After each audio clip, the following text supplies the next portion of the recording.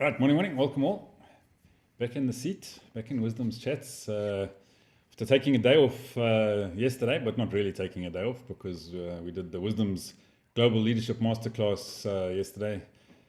7 amazing presentations, well, 6 amazing presentations, and some great facilitation going on there. So we hope to be sharing some of those gems, those snippets of wisdom for everybody in the coming week or so. So we're going to get through to that. But today we're not talking about wisdom, we're talking about propaganda.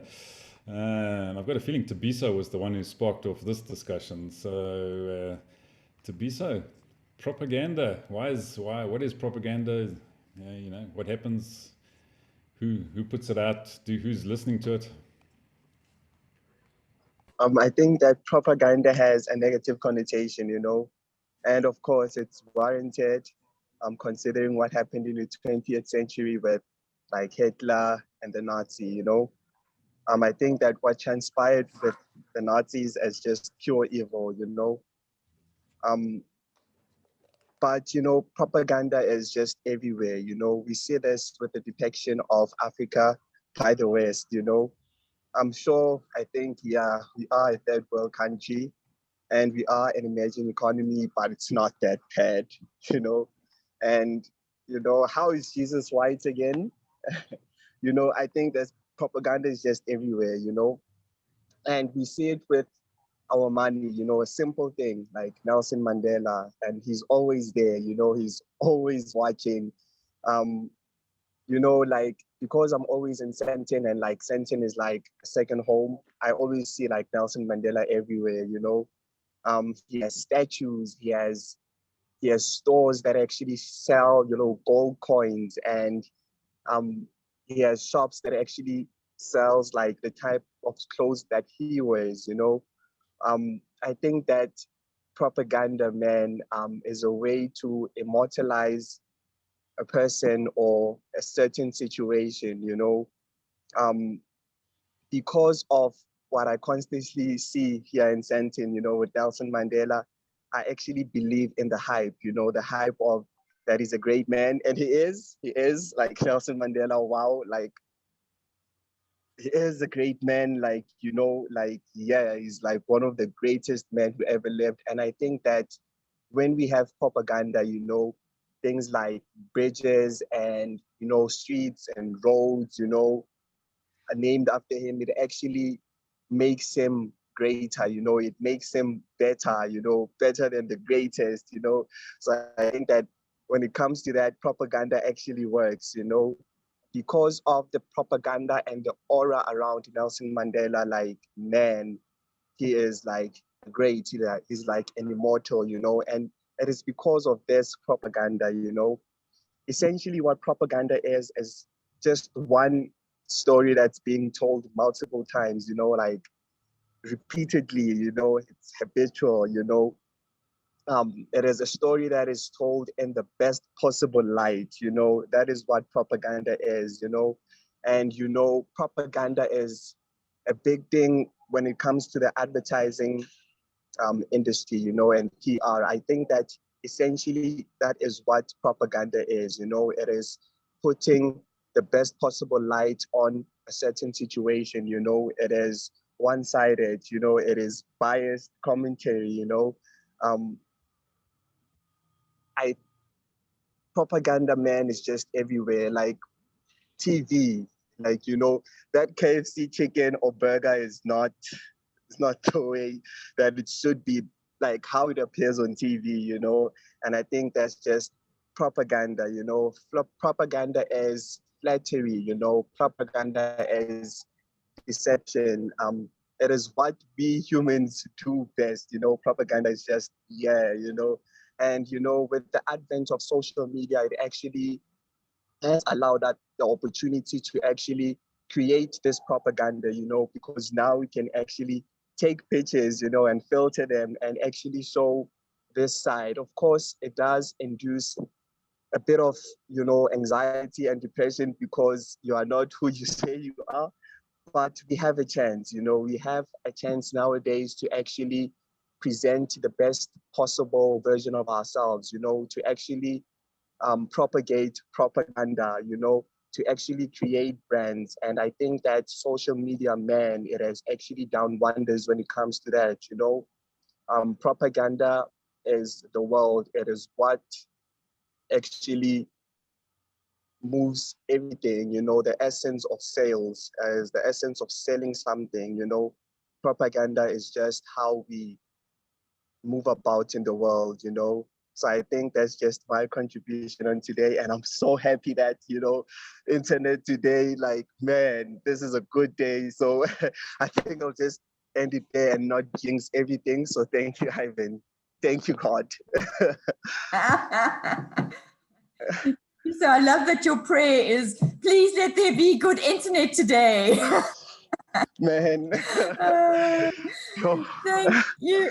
But it's good that there's good internet, because then we get to be so in, you know, the full package, which is amazing. Thanks so much, Tabiso. That's you really just set the tone, set the scene, get us thinking.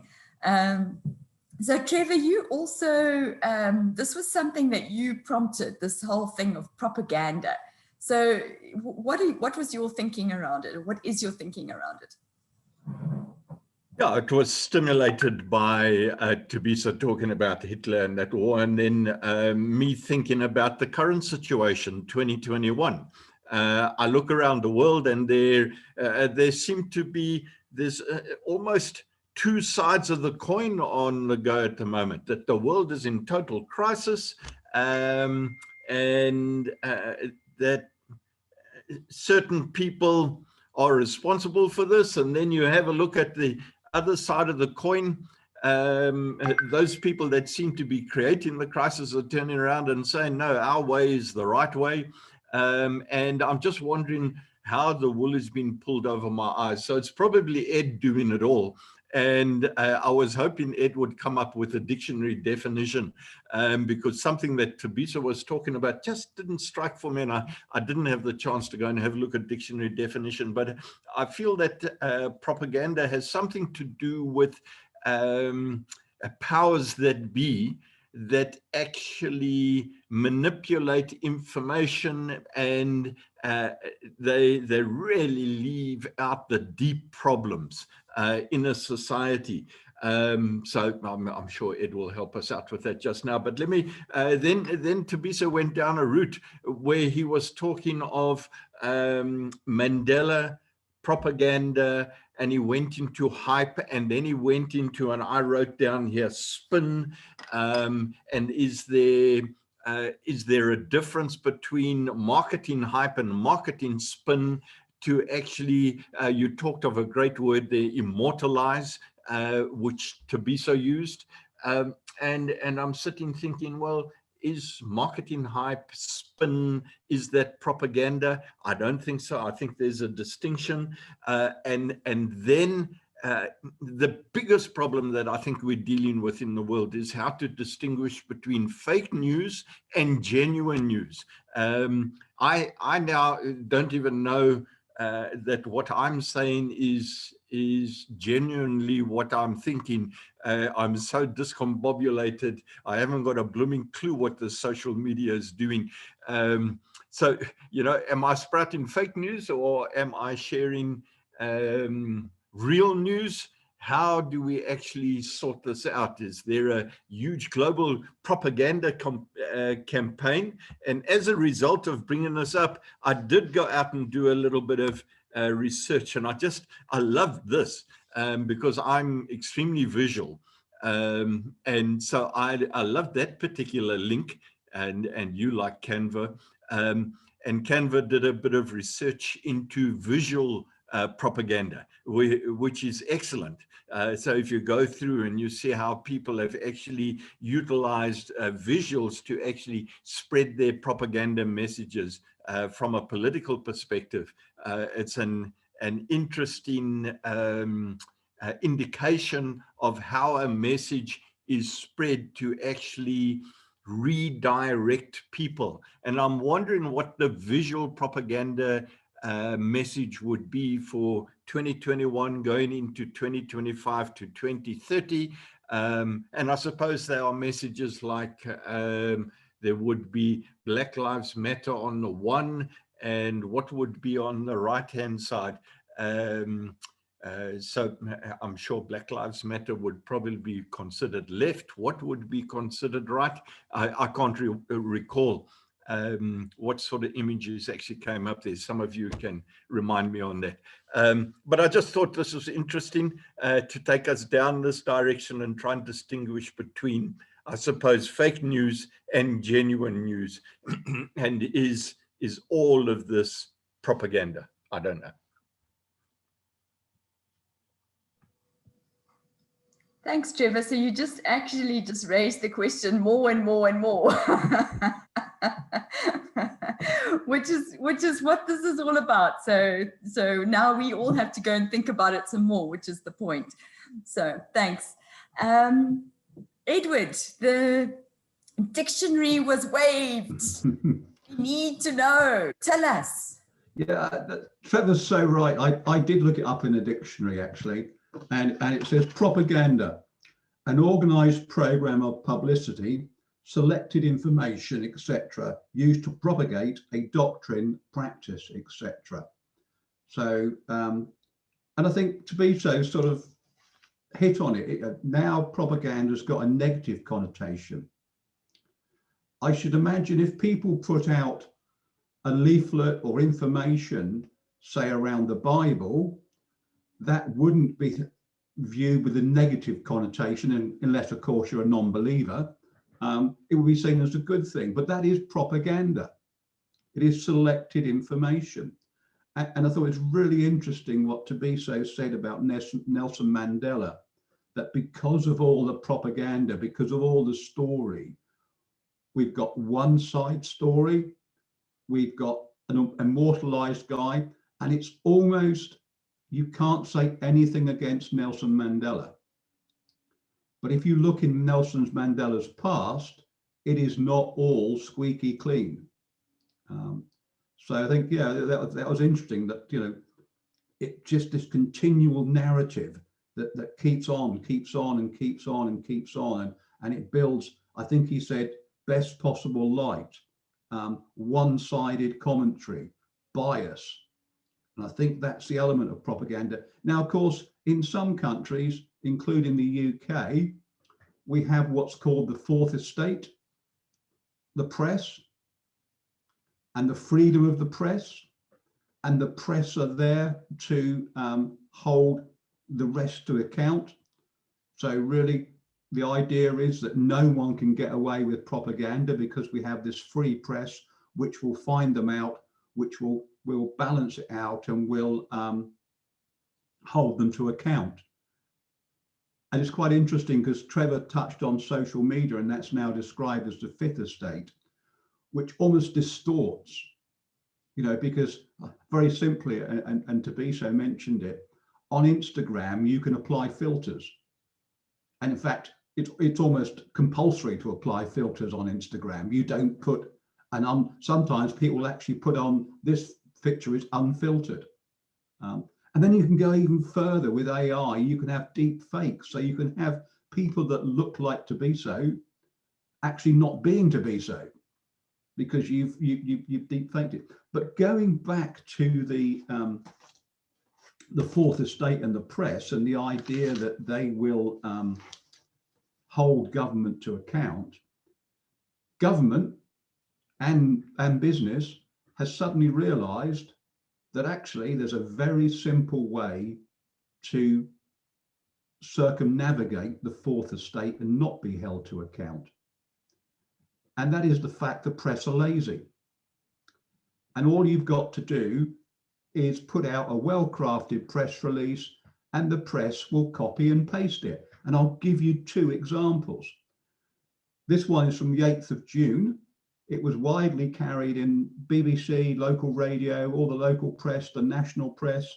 And it said, PM announces new funding for Cornwall to create a G7 legacy for the region. We had the G7 meeting in Cornwall, in case no one realised that. And it starts off, Cornwall will benefit from new investment under plans announced by the Prime Minister to create a long-term legacy from the G7 summit. New town deals for Penzance, St Ives and Camborne will level up the areas, create jobs and drive growth in the long term. And then it went on to say more about G7 legacy. Now, the interesting thing is the town deals were announced in, and those 3 towns are in Cornwall, that's why they're saying that.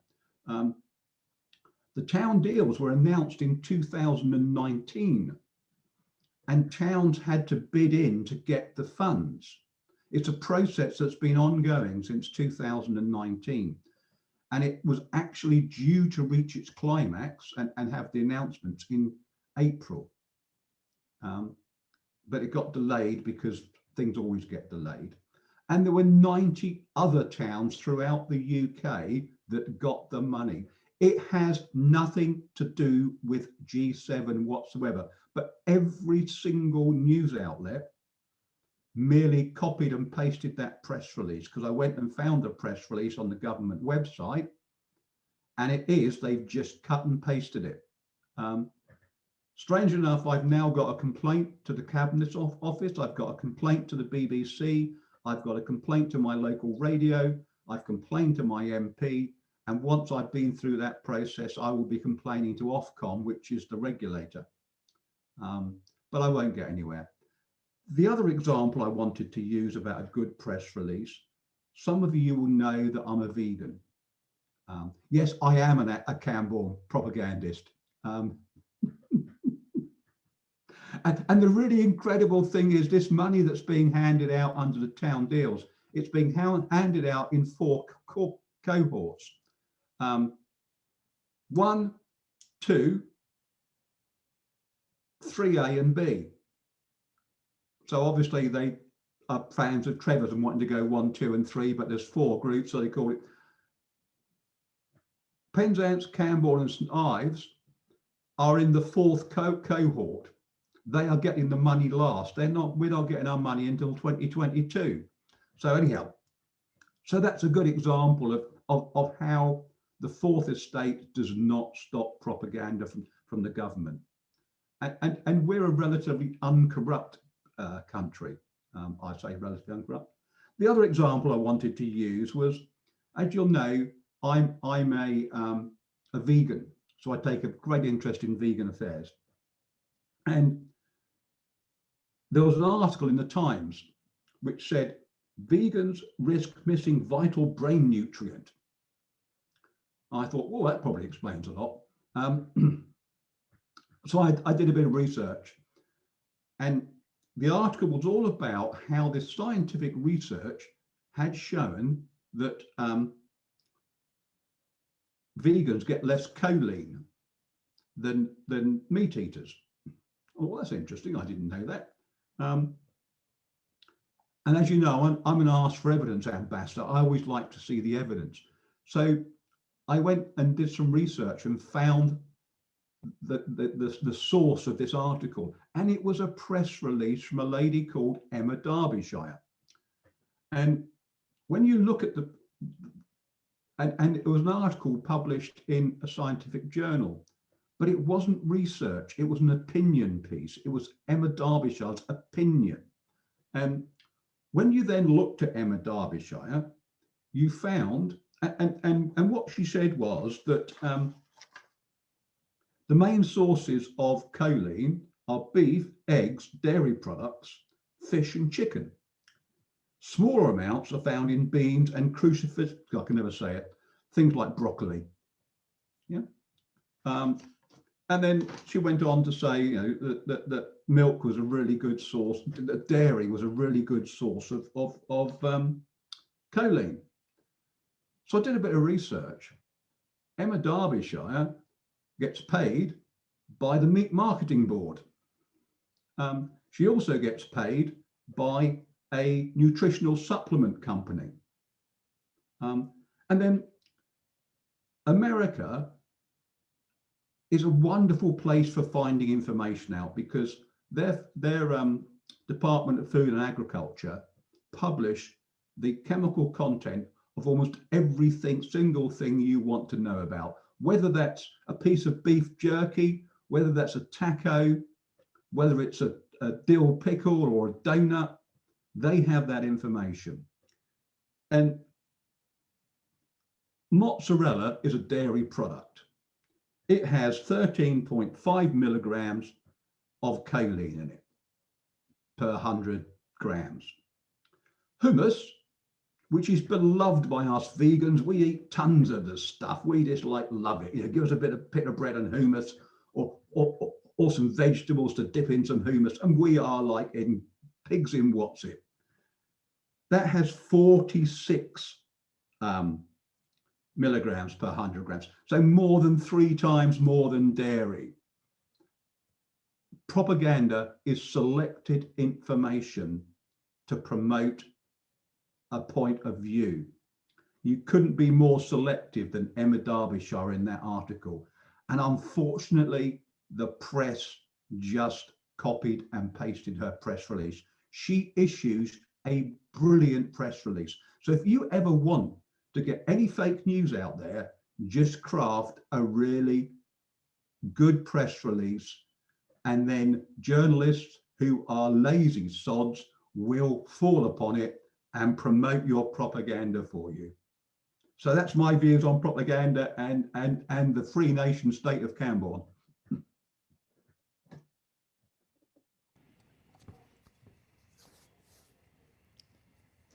Right, thanks Ed. Sorry about that, everyone. I had to just quickly do a little bit of real work. I had a customer with a challenge. So I don't know where we are, so Lee, I'm going to just give it back to you.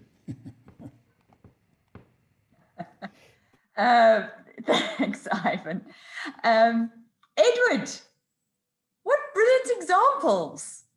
Brilliant. I mean, it definitely paints the picture, doesn't it? And thank goodness we have people like you that dig deeper and don't just accept things at face value, because I think that's what I'm taking out of this, is that you can't just, whatever you read, there has to be, you need to dig deeper. And listen, if you don't have time, I think what we should do is we should just all have like a little kitty that we put in, and we'll just pass it over to Edward and say, Edward, please do the research for us. Jasper, what are your thoughts on propaganda? Morning. Well, it's a given. It has been with us, and as long as mankind has been there, we just become more sophisticated in giving it words and defining it. And like it has been defined now from several people, it simply says it's info of a biased and or misleading nature. So it's information, and you recognize it as such. And because it steers close to the truth and there's elements of truth in it, it's accepted. But then the way the narrative is guided is obviously with an agenda. And if it's then done in a programmed, constructive way over a long period of time, it becomes the way of thinking of the bigger populace. And it's not just journalists that are lazy, people are lazy. People don't think for themselves. People don't take the effort to find out fact for themselves. So we tend, and I mean, this whole social media is built on being fed a narrative that we all buy into, until some other very influential person then somehow sway it, and then they will all become the new narrative. So we just regurgitate and pass on information that, and as long as it comes from someone that I trust, then I don't even take the effort to dig into it, because I assume he would have done his homework to check out the reality of this whole thing. So the tools that is used by people who are now specializing in the whole propaganda narrative, and I think we have a good example in South Africa with the Bell Pottinger white monopoly thing that was highly paid behind the scenes. Millions and millions of pounds flowed into those coffers to get the narrative done, but also the way they then construct the narrative so that it appears to be the will of the people. Well, that narrative has taken root. So it doesn't matter that Bell Pottinger has been found out. That narrative is now very much entrenched in the minds of most uneducated people who are not following the news. And the components of such as crafted narrative plays with a couple of components. The one would be testimonials, or using people of influence that you would think, all right, they do it. The next one would be fear. And I'm thinking now of this whole fear culture around COVID. Because you can't see it, most people don't understand it. It doesn't make sense how they try to explain the whole thing. Now you're just so overcome by fear that you are now become manipulatable to do things that whoever is behind the scene and the agenda wants to do what they want to do. So for me, it's almost just to ask the obvious question: what is the agenda here? With big government, if I can just throw a few things in, now that they have the fear of the people that allowed them to impose lockdowns on people, and I'm not denying that some lockdowns or this lockdown has some good effect, but what are the chances that now that they have a state, almost a state of war, and they can impose things on people without having to run it through the normal course of parliament and decision making? What are the likelihood of them just willingly give up freedom, give up their power to go back to the way we all voted in for normal democracy? So that's something that's still coming, a big fight of wrestle that control out of their hands. But so what is in their best interest is to make sure that the propaganda of fear around COVID, and that another wave is coming and another wave is coming and stuff like that. So I'm just throwing up examples as I think. But so the tools are testimonials, and that can backfire. I believe there's some other big soccer star that was paid a lot of money by, I think, Pepsi or Coca-Cola, and then all of a sudden he changed his mind and is no longer endorsing it. He's now endorsing water. He says water is safe to drink. And all of a sudden, all the investment that was made in him over many, many years, they now have to pull those adverts because now it's a big problem. So I think that the point is propaganda is with us, has been with us. So there's nothing wrong with, educating people about your product or service, which could technically fall under propaganda because it's of a biased nature, and obviously you're biased against about your product. But when it's misleading and to manipulate people, I think that's where the negative comes in. And then we must just hope that we give people platforms like this to train people how to use their brain muscles to think for themselves and start picking up the hidden agendas behind the scene.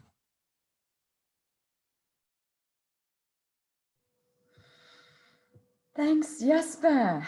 Ivan, do you want to go, or do you want me to go? Where do you want to go with this?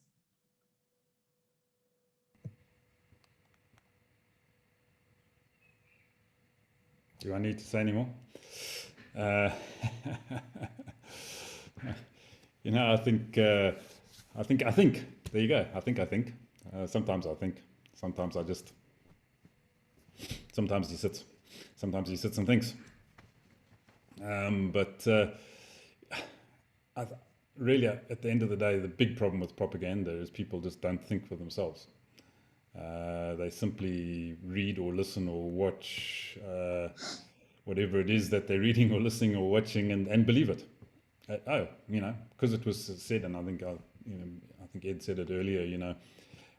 Because it was said in some form of public media, it must be fact. Well, no. Think. Does it seem logical? Does it seem real? Does it seem likely? Just because it's been said doesn't make it fact. I think everything's propaganda. But I'm not a conspiracy theorist. Just everybody else is wrong.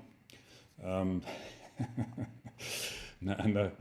But it just boggles my mind how people just simply do not think for themselves. And I mean, we've seen it with this pandemic. I mean, I've seen some really crazy things happening, and yeah, one doesn't want to again discount the fact that there's a problem out there and there are issues and people need to be careful and all the rest of it. But people think, you know. I mean, we had some youngsters coming to our house, you know, and you know, they were talking about, yeah, all these people that were putting you at risk and all the rest of it. So what you doing here? No, well, we know you, so it's okay. I beg your pardon? Do you know who I've been talking to, been visiting with? You know, just because you know us, does it make it, you know, okay that you won't get COVID or we won't get COVID from you? No, well, you know, just think. And I mean, some of our politicians have been absolutely classic on this one as well. You know, I mean, cannot wear a t-shirt unless it's underneath another shirt and with a jacket on top. You know, you cannot wear open-toed shoes. You know, you cannot drink alcohol. You cannot smoke cigarettes, because all of these things are big problems. And some of them are, you know, depending how much you do of them. But you know, oh, and best of all, you've got to shut down e-commerce because it's not fair.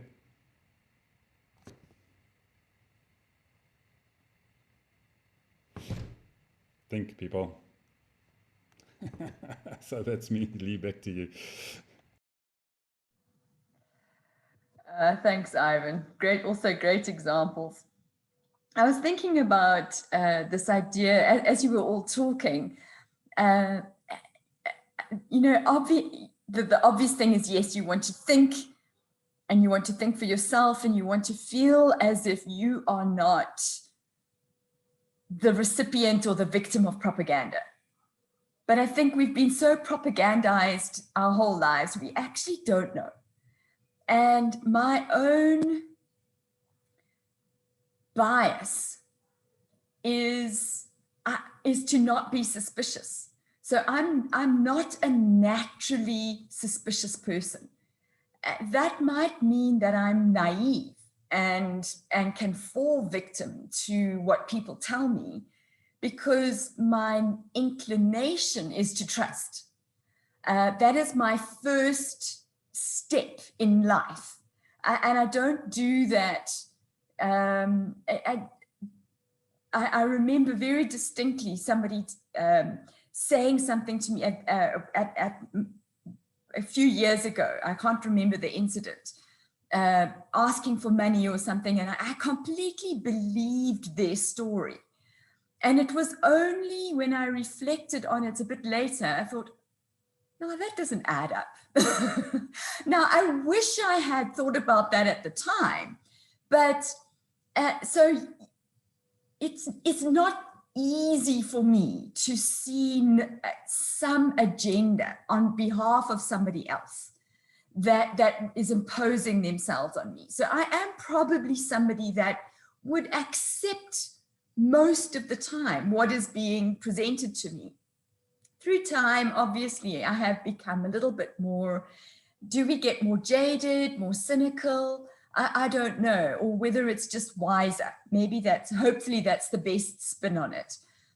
But there are two things that I want to we're running out of time, but in terms of just thinking about propaganda and its effect and how effective it is, Trevor spoke about, you know, is marketing spin propaganda?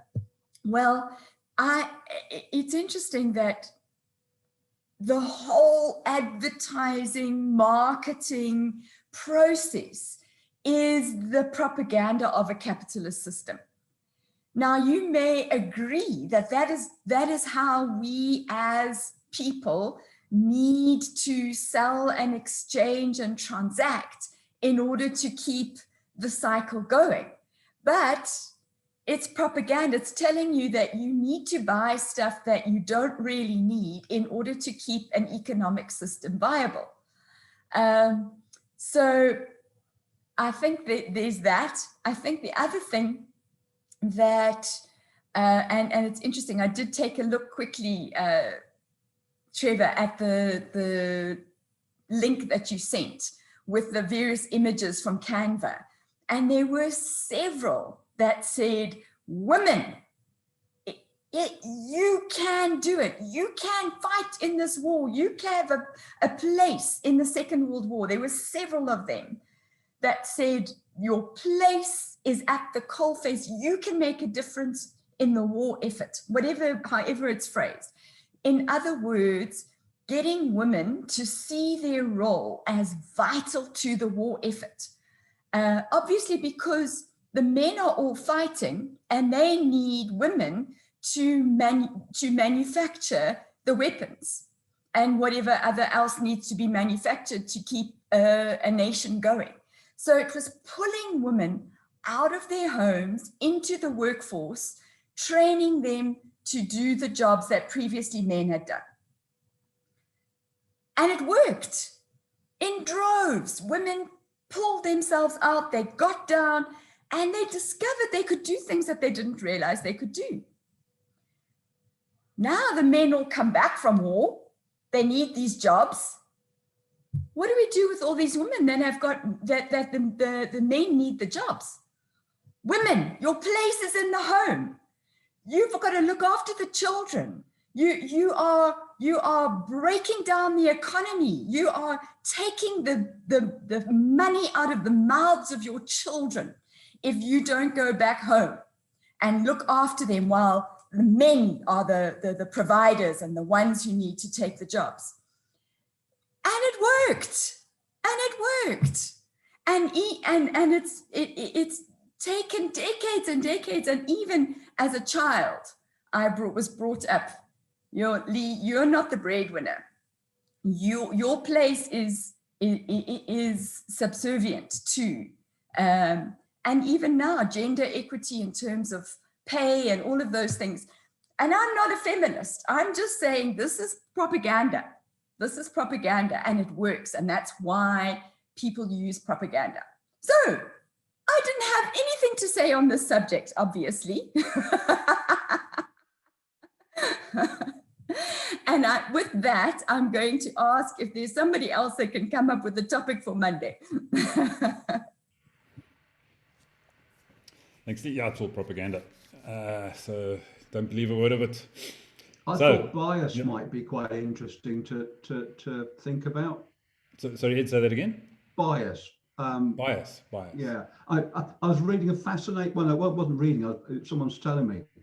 I went to an inclusivity webinar yesterday, and apparently women are 47% more likely to be injured in a car accident and 17% more likely to die than men, because when they designed the crash dummies, they made them as men.